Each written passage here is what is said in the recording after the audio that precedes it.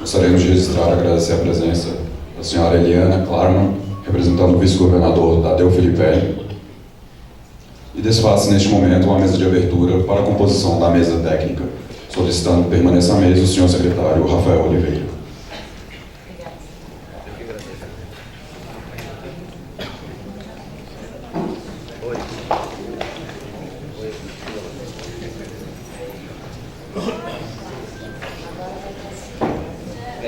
Eu botei antes, mas eles não botaram.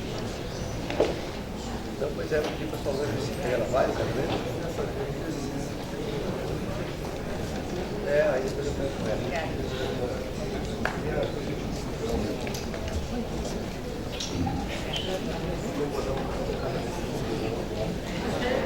Obrigada pela família.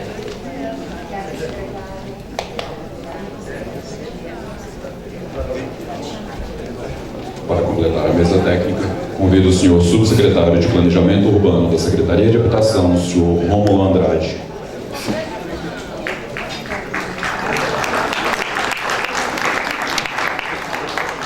O senhor diretor da Diretoria de Preservação do Conjunto Urbanístico de Brasília, o senhor Graco Melo.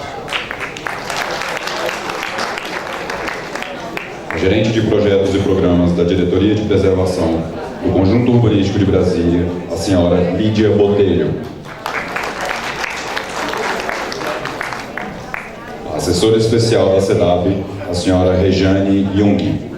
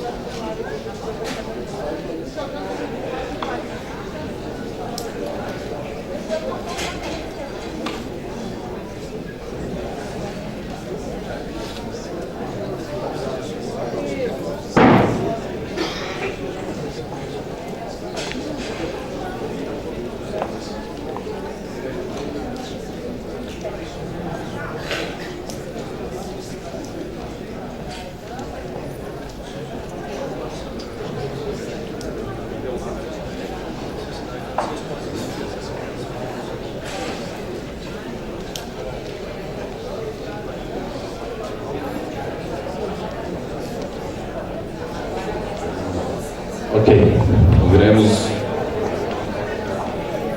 por favor. Ouviremos agora o senhor secretário de Habitação, Regularização e Desenvolvimento Urbano do DF, o senhor Rafael Oliveira, que explicará a dinâmica desta audiência pública. Bem, mais uma vez, bom dia a todos e todas. Quero primeiro convidar o Jonatas, da Secretaria de Cultura, para que possa fazer parte aqui da mesa, um técnico da Secretaria de Cultura que lida essencialmente com a questão de patrimônio e participou do processo de desenvolvimento do plano. A nossa perspectiva agora, pedindo ao meu companheiro ali que está ao lado da porta, para que pudesse fechar a porta, para tirar, enfim, as pessoas que foram lá para fora para poder conversar, por gentileza. A nossa dinâmica agora seria a leitura do regulamento dessa audiência pública. Em seguida, eu gostaria de ler um pequeno texto, né, feito por Lúcio Costa, né, assim que, no momento do tombamento, no momento da inscrição da cidade na lista de patrimônio tombado da Unesco, e em seguida passaríamos então a apresentação aqui pela Rejane Jung e pela Lídia, de uma breve apresentação sobre as questões centrais do plano, né, que elas vão tentar ser brevíssimas aqui na apresentação, e em seguida nós passaríamos para as intervenções do plenário, combinando que no momento que Lídia e Rejane iniciarem a apresentação,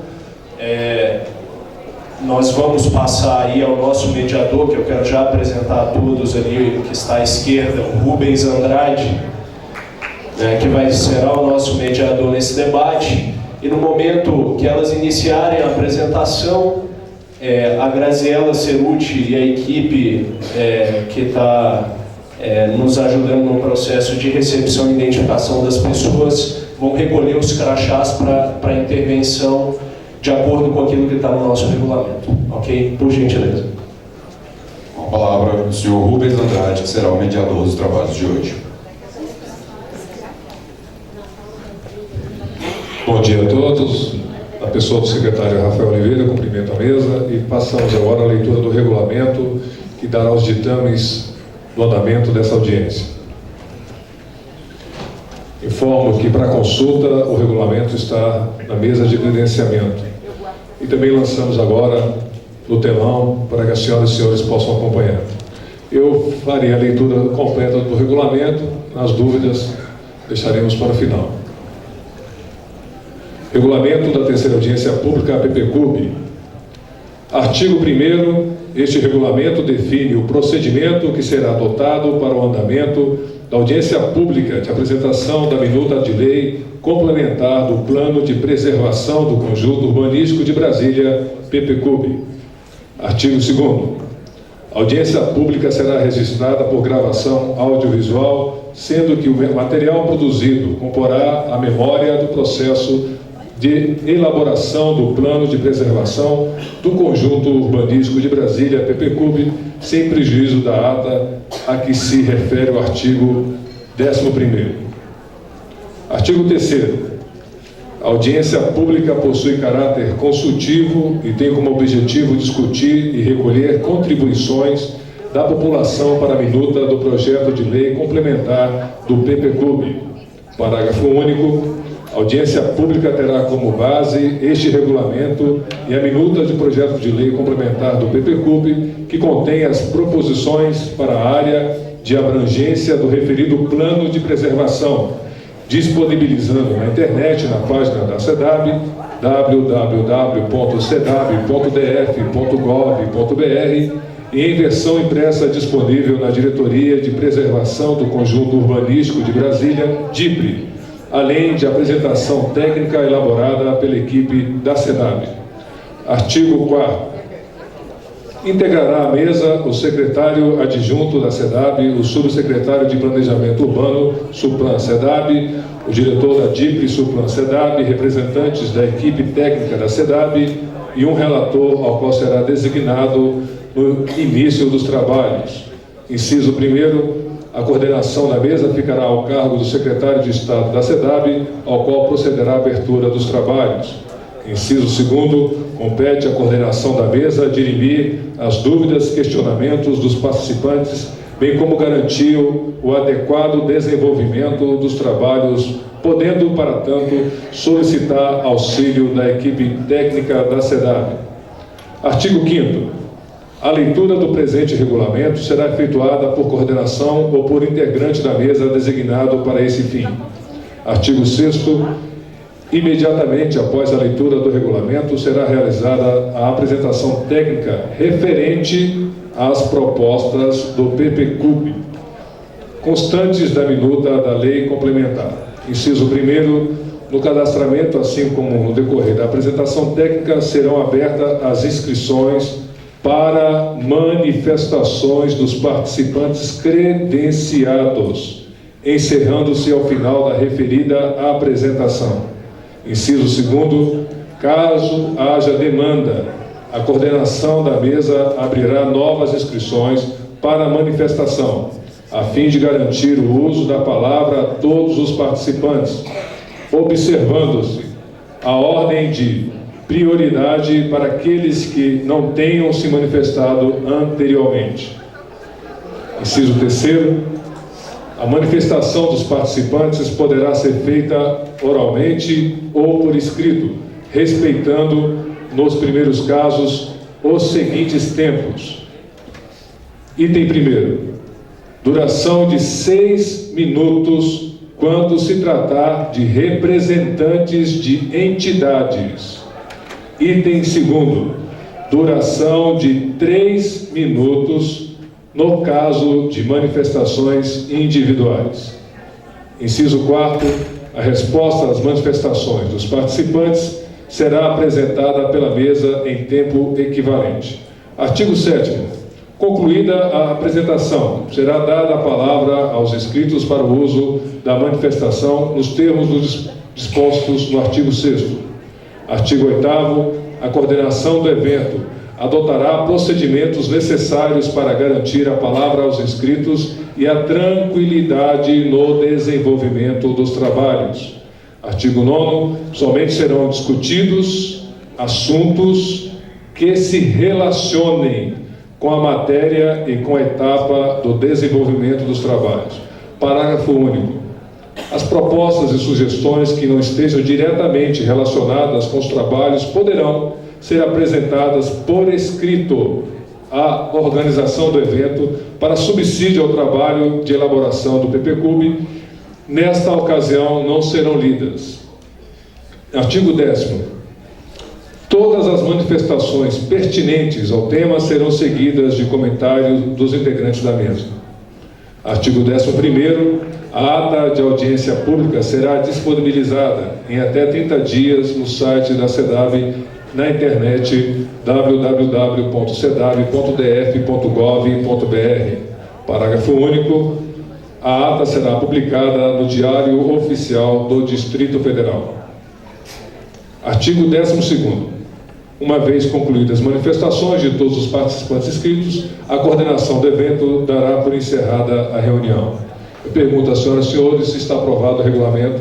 Alguma dúvida? Se assim for, levante seus crachás. Eu, secretário, faço uma sugestão de inscrição para manifestações por bloco. Esse bloco nosso à esquerda já ficaria liberado para inscrições, para não que saiam todos ao mesmo tempo. Não, vamos, se me permite, nós vamos adotar uma dinâmica. Infelizmente, nós vamos ter que conviver na apresentação com o burburinho que causa as inscrições. Então, nós vamos ter um processo de esvaziamento do plenário, que todas as pessoas que vão querer se inscrever vão sair, logicamente, para poder o fazer. Parte já o estão fazendo? Enfim, então, se já o estão fazendo, não tem por que adotar outro procedimento, né, Graziano? Então, queria informar a todos e todas, e aí, independente do bloco, que as inscrições serão realizadas no mesmo lugar onde foi feita a identificação. Então, todos aqueles e aquelas que quiserem fazer sua inscrição para fazer uso da palavra, seja individualmente, sejam por entidades, a inscrição será realizada no mesmo local onde vocês foram identificados. A partir desse momento, inclusive, porque já me informaram que as inscrições já estão acontecendo. Pois não, deputada?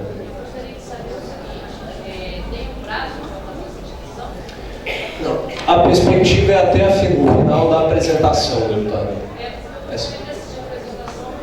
Ok.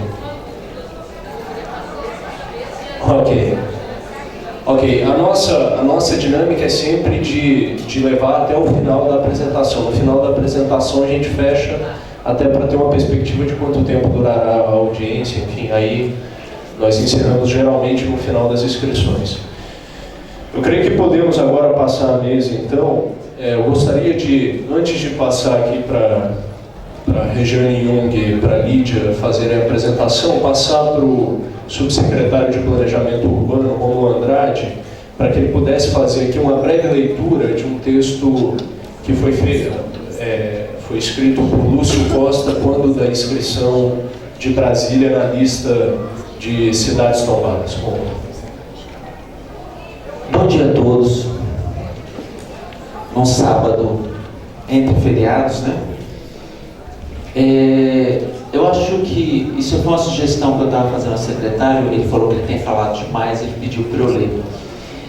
É um texto que, na verdade, boa parte daqueles que ou são arquitetos ou de alguma forma acompanharam o processo de inscrição de Brasília como patrimônio da humanidade conhecem. Mas eu acho que é interessante ler porque eu acho que ele traz algumas reflexões sobre como Lúcio Costa, em 87, já via a cidade de Brasília. E como ele, assim, geralmente a gente comenta isso, né? Como ele, na sua capacidade humana, muito mais do que como arquiteto, percebeu uma série de coisas que hoje a gente está tentando incorporar. O texto chama Eu Caí na Realidade. Eu caí na realidade, e uma das realidades que me surpreenderam foi a rodoviária, a Noitinha. Eu sempre repeti que essa plataforma rodoviária era um traço de união da metrópole, da capital, com as cidades satélites improvisadas da periferia. É um ponto forçado, em que toda essa população que mora fora entra em contato com a cidade. Então, eu senti esse movimento, essa vida intensa de verdadeiros brasilienses, essa massa que vive fora e converte para a rodoviária. Ali é a casa deles, é o lugar onde eles se sentem à vontade. Eles protelam até a volta para a cidade satélite e ficam ali, bebericando. Eu fiquei surpreendido com a boa disposição daquelas caras saudáveis. E o centro de compras, então, fica funcionando até meia-noite. Isso tudo é muito diferente do que eu tinha imaginado para esse centro urbano, como uma coisa requintada, meio cosmopolita, mas não é. Quem tomou conta dele foram esses brasileiros verdadeiros que construíram a cidade e estão ali legitimamente. Só o Brasil, eu fiquei orgulhoso disso, fiquei satisfeito. É isso. Eles estão com a razão, eu é que estava errado. Eles tomaram conta daquilo que não foi concebido para eles, foi uma Bastilha. Então, eu vi que Brasília tem raízes brasileiras reais. Não é uma flor de estufa onde poderia ser Brasília. Está funcionando e vai funcionar cada vez mais. Na verdade, o sonho foi menor do que a realidade. A realidade foi maior, mais bela. Eu fiquei satisfeito. Eu me senti orgulhoso de ter contribuído.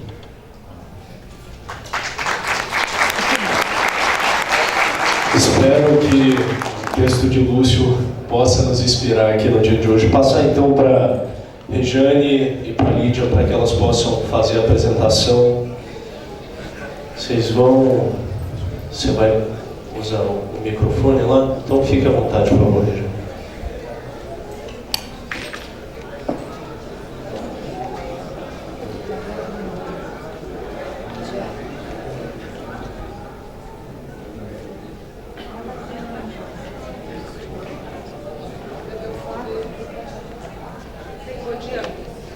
Alô. Bom dia a todos. Nós vamos começar a apresentação do plano. Esse plano de preservação, ele atende à legislação federal, a portaria 299, a nossa lei orgânica, ao PDOT. É uma legislação extremamente importante.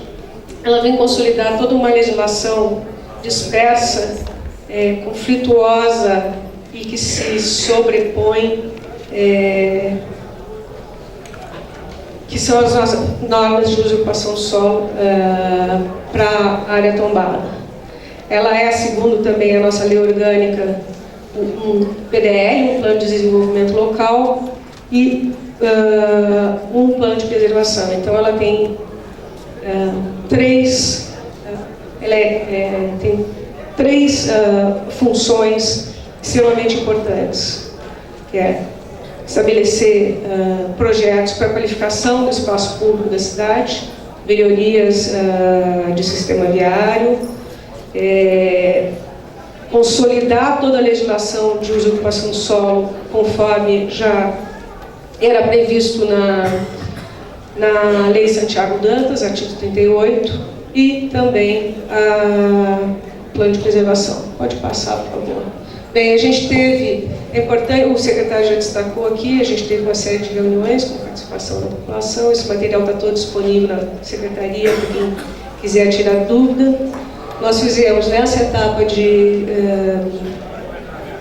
proposições e de elaboração da minuta de lei, essa série de reuniões, um seminário técnico que contou com a participação de especialistas na área de planejamento urbano, na área de preservação, como professores da UNB, a professora Marilane Kousdorf, Celi Gonzalez, o Beni, que está aqui presente, esteve presente, Zé Roberto Bassu, uma série de especialistas na área de planejamento, com o objetivo de contribuir para as proposições desse plano.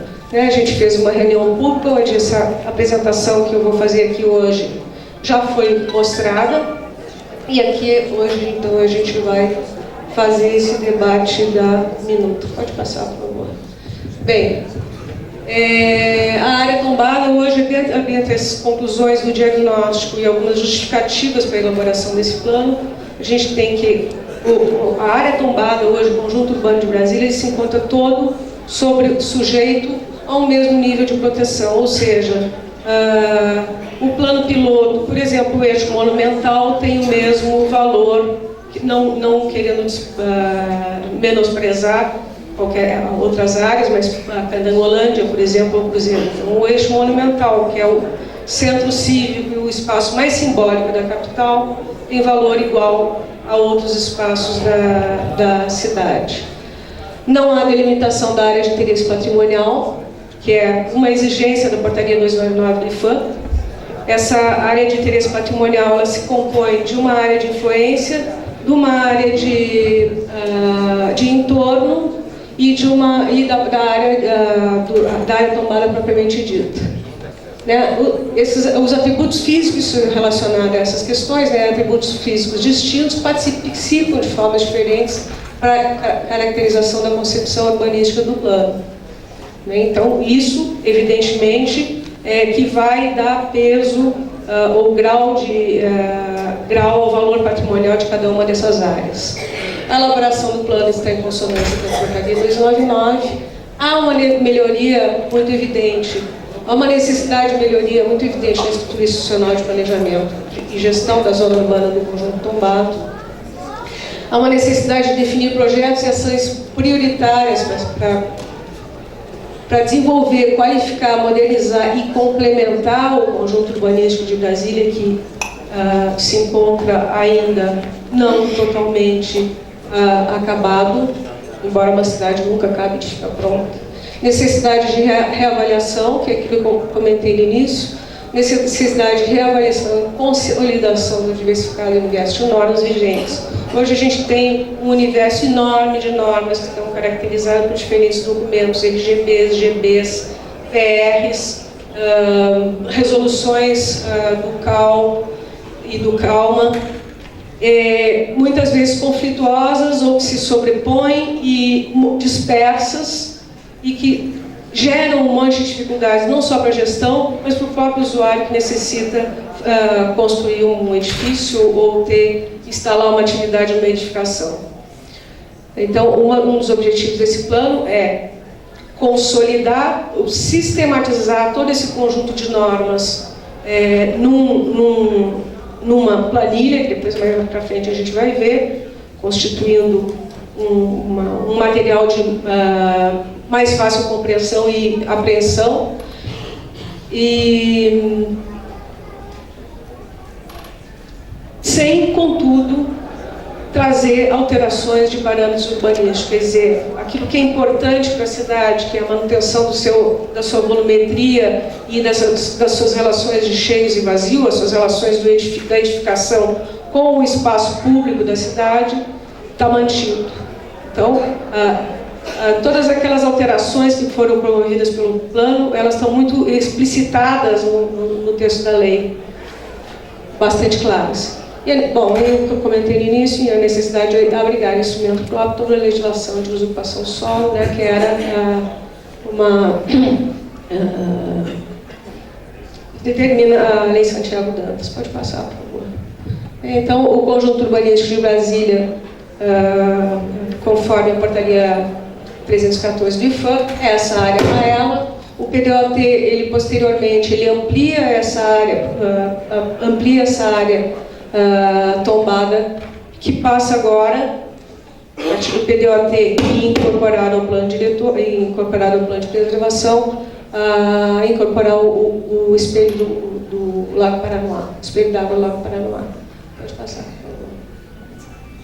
favor. Para a definição, para a definição da área de interesse patrimonial, na verdade, para a definição da área de entorno, a área de interesse patrimonial ela está definida como o Distrito Federal, um todo, fora da área de entorno que vai ser tratada aqui, que está identificada nessa área, do Distrito Federal, incluindo sua área metropolitana, ou aqueles municípios limítrofes ao Distrito Federal, e que evidentemente pressionam o centro de Brasília, que é o plano piloto,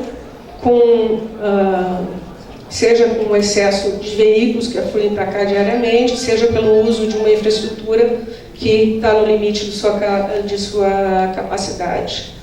Mas a gente tem verificado que, embora o plano piloto ainda concentre um percentual altíssimo de empregos no Distrito Federal, esse percentual ele tem mostrado um equilíbrio maior. Hoje você já não tem uma cidade com um centro único. A gente tem uma cidade que está, eu diria que tem 3 centros, né? Águas Claras e Taguatinga são centros bastante importantes. Taguatinga, Ceilândia e Samambaia configuram um centro urbano bastante importante, além de Sobradinho. Então, são uma cidade hoje policêntrica. Se foi polinucleada, hoje ele é policêntrico, tem mais de um centro.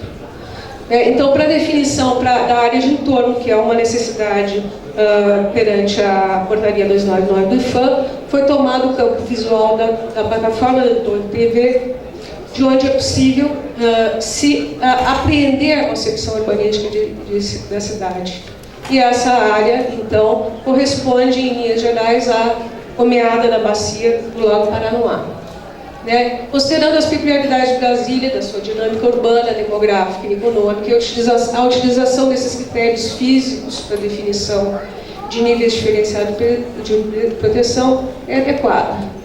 Então, primeiramente, há uma identificação e classificação dos atributos e elementos configurativos que estruturam os valores fundamentais para a sua apreensão, e, no segundo momento, se estabelece um grau ou uma hierarquização para definir os níveis diferenciados de que eu falava de proteção do sítio tombado. Pode falar, passar, por favor. Então, a área definida como a área de entorno é essa comiada da bacia.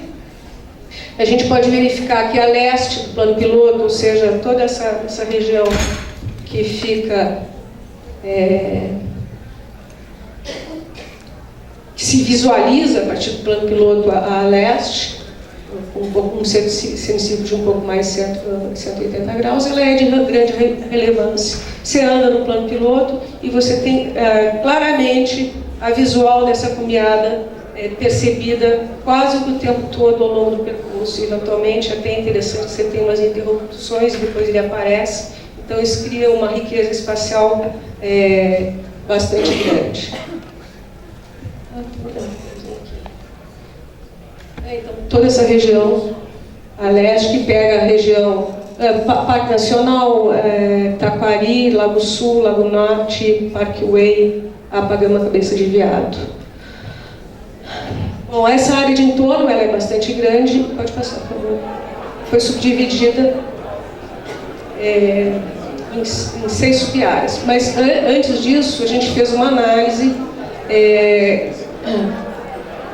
considerando as características topográficas das bacias, da bacia do Lago Paranoá e de suas respectivas sub-bacias, que são 5.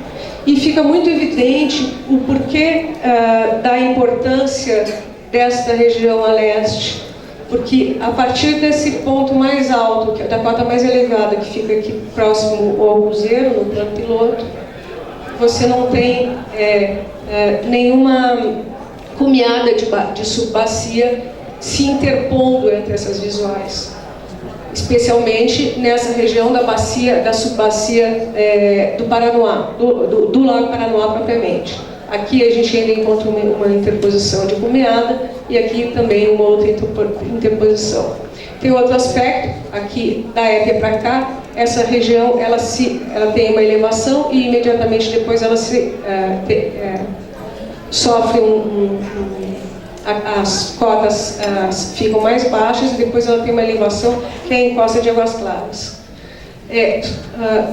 Contudo, deste ponto, dessa região do plano piloto para cá, a gente está muito mais próximo. Isso também é outro elemento que facilita a visualização dessa costa leste, dessa encosta leste. Enquanto aqui é quase o dobro da distância.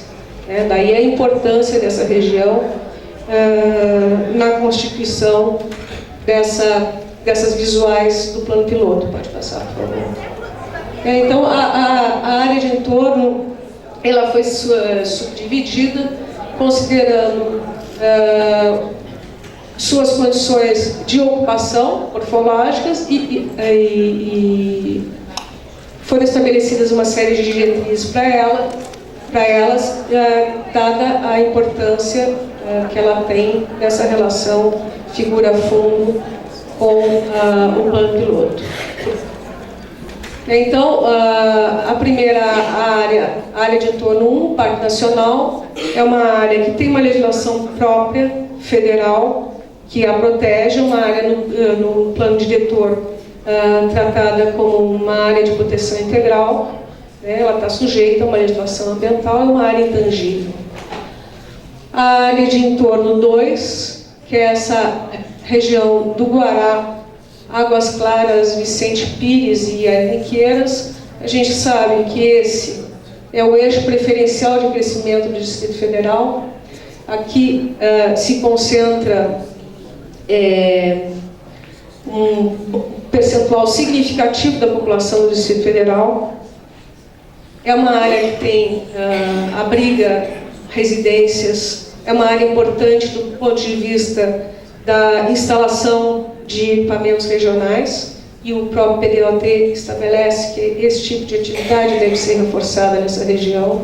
Depois a gente tem a área de entorno 3, que compreende o Riacho Fundo 1, 2, no Bandeirante e parte do Parkway, que é uma área ainda, especialmente essa região do Riacho Fundo 2 e Riacho Fundo 1 também, uma área ainda em consolidação, que deve ter alguns cuidados na sua ocupação, e no processo de consolidação, porque ela se situa exatamente na cumeada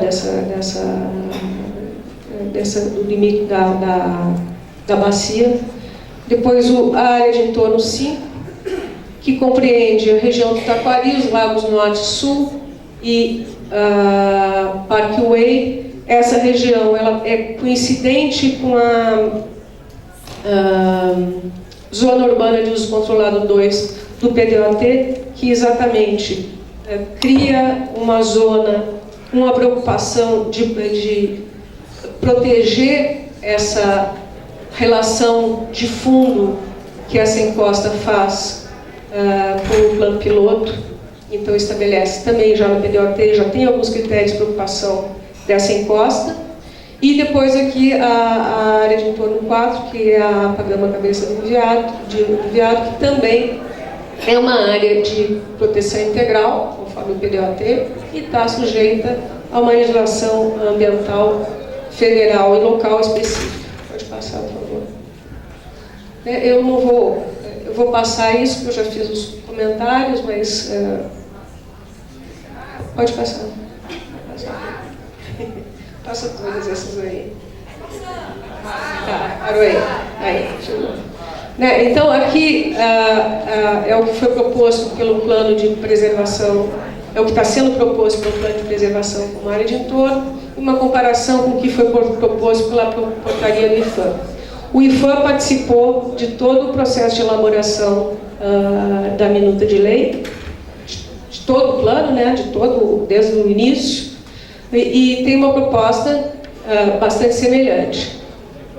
Se distingue aqui porque ele tratou as áreas ocupadas do Lago Sul e Lago Norte, do Parkway, junto com a Pagama Cabeça de Viado. São áreas que têm características distintas, estão submetidas a uma legislação distintas e que, a nosso ver, não deveriam ser tratadas como uma coisa igual. Não são iguais, são diferentes. E o IFAM estabelece também essa área de entorno, na verdade ele amplia a área de entorno para 500 metros além da linha de cumeada, e ele estabelece alturas para as edificações que podem acontecer no interior dessa área de entorno. E no caso de projetos ultrapassarem essas alturas, teriam que então ser submetidos à apreciação daquele órgão federal. Mas a proposta em si, ela não é muito distinta. E a questão dos índices urbanísticos para a área de entorno serão tratados no âmbito da Lei de Uso e Ocupação do Solo e não no âmbito do plano de preservação, que trata, evidentemente, da área do conjunto tombado, que é o seu objeto. Então, agora, passando agora para o interior da zona urbana do conjunto tombado, que é uma denominação que foi trazida pelo plano diretor também. Como foram estabelecidos, trazendo um pouco então da metodologia. A portaria 314 e o decreto 10.829, que se baseiam ambos no relatório do plano piloto e no Brasília Revistado, são os documentos fundamentais para a proteção do sítio. E ambos expressam os objetivos da preservação, da proteção. Aqui, então, a gente vai identificar os atributos físicos e os seus aspectos materiais que juntos determinam os valores do sítio histórico, que são os conjuntos urbanísticos de eixo monumental, as superquadras, a arquitetura de Brasília, o sentido de unidade e de ordenação, o tratamento dos espaços abertos, o Lago Paranoá, a visão do horizonte do céu, o local de encontro de culturas do Brasil, o esforço histórico da construção e os acampamentos e as ocupações populares. Para a determinação das áreas de preservação, então, foram criadas áreas de preservação que são áreas que reúnem atributos físicos predominantes e guardam semelhança entre si em relação à legibilidade, apropriação social e escalas urbanas. Então, para a delimitação dessas áreas, foram identificados os atributos relacionados à legibilidade do desenho do plano piloto, que são baseados no tecido urbano e cheios e vazios, e a sua apropriação social, e ambos intrinsecamente relacionados aos princípios fundamentais das escalas urbanas. As escalas urbanas são a base do tombamento de Brasília, então, monumental, residencial, gregária e bucólica. Então, são analisadas essas três categorias: tecidos urbanos, espaços abertos e edificações. O tecido urbano, pode passar, o Flávio, por favor. O tecido urbano, no que se refere à malha viária, feita uma análise em 2 períodos, do projeto original e das modificações que a cidade sofreu ao longo do seu processo de implantação. Pode passar. O parcelamento também, o projeto original e as alterações que a cidade, e acréscimos que a cidade foi sofrendo no seu processo de implantação. Os espaços abertos, pode passar. Pode passar também. E com isso se chegou a 11 áreas de preservação, que estão relacionadas às escalas urbanas. São essas que eu não vou ler. Eixo monumental, eixo rodoviário, a escala gregária configurada no centro urbano. Pode passar, por favor, quando a gente falar. No interior das áreas, volta um pouquinho lá, no interior de cada uma dessas áreas de preservação, pode passar agora, foram estabelecidas as unidades de preservação. E elas resultam da subdivisão das áreas de preservação, que se apresentam morfologicamente singulares dentro da área tombada, devendo ser objeto de diretrizes de preservação diferentes e de regime urbanístico próprio. Essa subdivisão das áreas de preservação em unidades de preservação, ela tem sido muito criticada, porque se diz que o plano teria sido tratado de uma forma muito fracionada. Mas a verdade é que seria impossível a gente tratar a questão do uso do solo e do uso e da ocupação do solo de forma diferente, porque essas áreas elas têm características diferentes, têm atributos distintos, e nós temos uma cidade setorizada. E não teria outra forma da gente tratar a legislação de uso e ocupação do solo, não sendo com essa subdivisão em unidades de preservação. Isso não resulta, de modo algum, em uma fragmentação do tecido urbano. É só uma forma de a gente poder lidar com a quantidade de normatização que existe para essa norma, para essa área. Então, a instituição das unidades de preservação associadas aos instrumentos de controle urbanístico e de preservação são consolidados nas planilhas de parâmetros urbanísticos e de preservação, que objetivam assegurar a manutenção das características morfotipológicas do conjunto urbano, a função e a identidade morfológica das áreas integrantes de cada UT, unidade de preservação, a adequação de áreas obsoletas ou degradadas, a ampliação do leque de usos e atividades respeitadas as características essenciais das escalas urbanas do plano, que é exatamente o zoneamento que existe na área, especialmente na área do plano piloto, e a importância que se tem de fazer uma atualização dessa normatização que é da década de 60 e que não atende mais às demandas sociais atuais.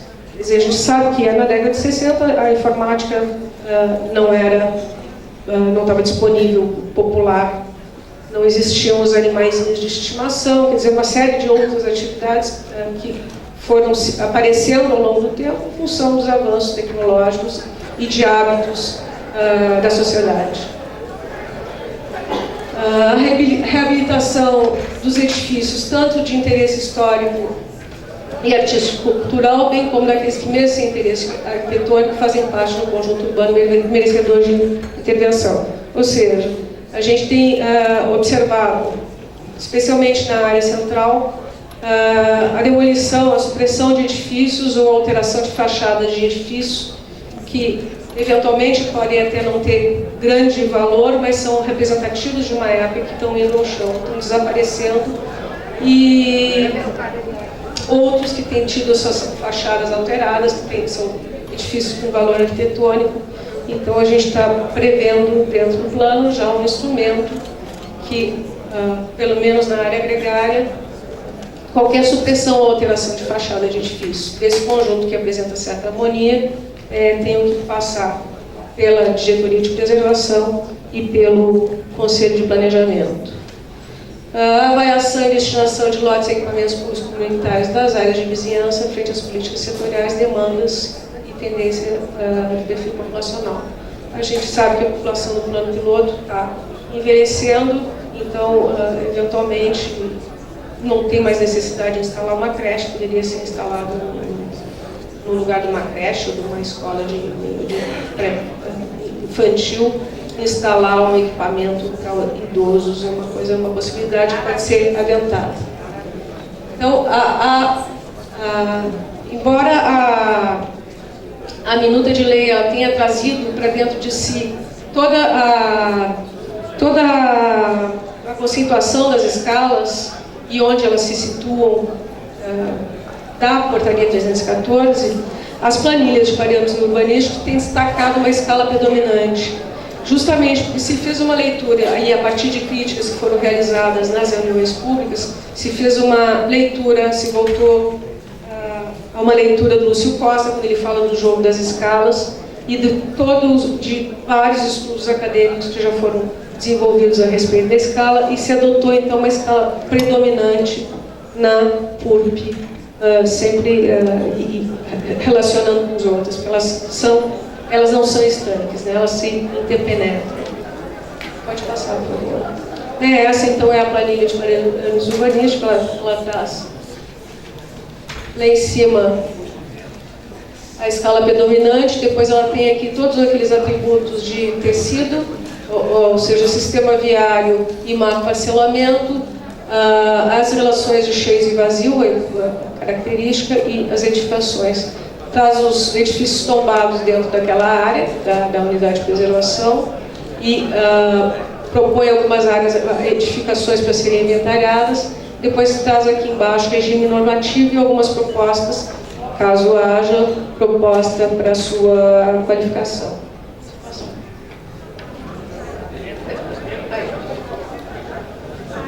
Vou passar para a Lídia agora, fazer a restante da apresentação.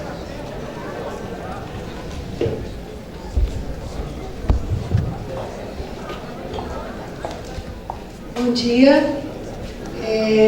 Novamente estamos aqui tentando fazer esses esclarecimentos a respeito da proposta do projeto de lei.